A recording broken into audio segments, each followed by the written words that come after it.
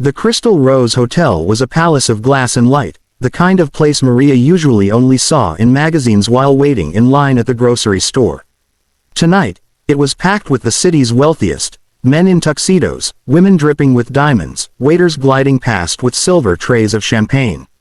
Maria tugged at the hem of her borrowed black dress.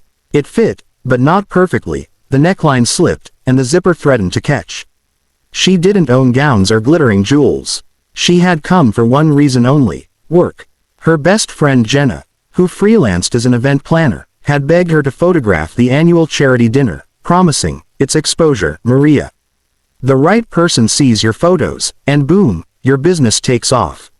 So here she was, a single mom with a second-hand camera bag, pretending she belonged in this world of polished marble and golden chandeliers. She kept to the edges of the room, snapping shots of laughing guests, the extravagant floral centerpieces, the string quartet playing softly in the corner. She was just getting into a rhythm when the atmosphere shifted.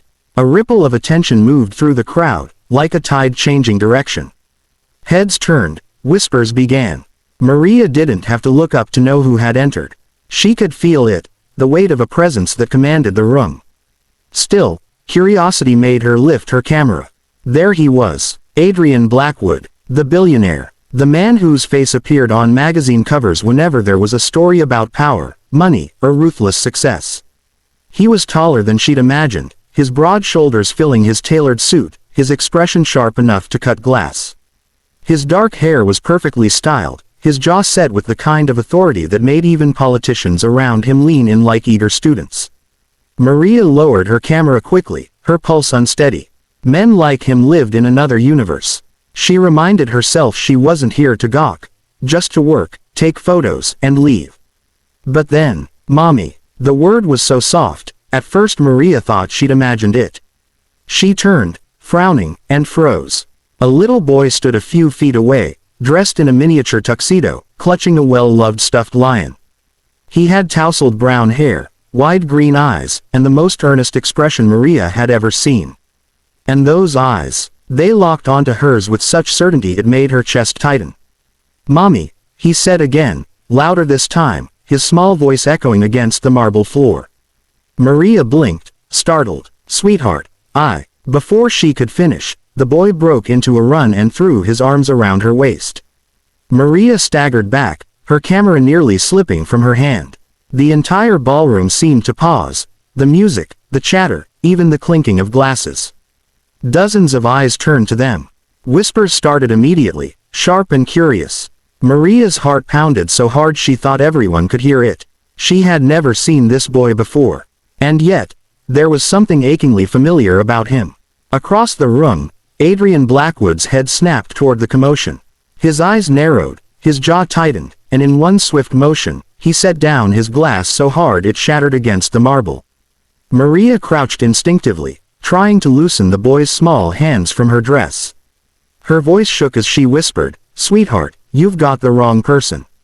I'm not your..." But the boy lifted his head, his green eyes brimming with conviction. "No, you are. You're my mommy. I saw your picture."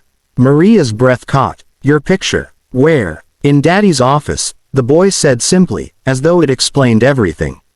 His grip tightened, like he was afraid she'd vanish if he let go. The air in the room thickened with whispers. Faces turned toward them, some shocked, some intrigued, all hungry for scandal.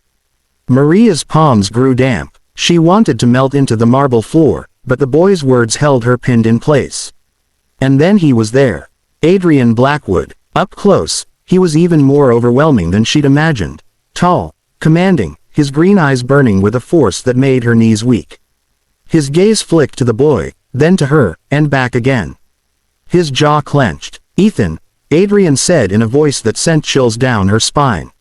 "What did you just call her?" The boy, Ethan, straightened, his chin wobbling but his voice steady. "I called her Mommy, because she is." A ripple of gasps swept through the ballroom. Cameras, real ones, from the press covering the event, turned their lenses toward them. The scandal was unfolding live. Maria's throat closed. She shook her head quickly, words tumbling out in panic. "No, no, you don't understand. I don't know him. I don't know this child. This is a mistake." But Adrian's hand slid into the inner pocket of his jacket. He pulled out something small, crumpled from years of being handled. He unfolded it with slow precision and held it up between them. Maria's breath left her body. It was a photograph. Of her. Not recent. Younger. Softer. Her hair loose and sunlit, her eyes alight with the kind of happiness she hadn't felt in years. A photo from a summer she had tried to bury in memory, the summer she'd met a man who had seemed almost too perfect.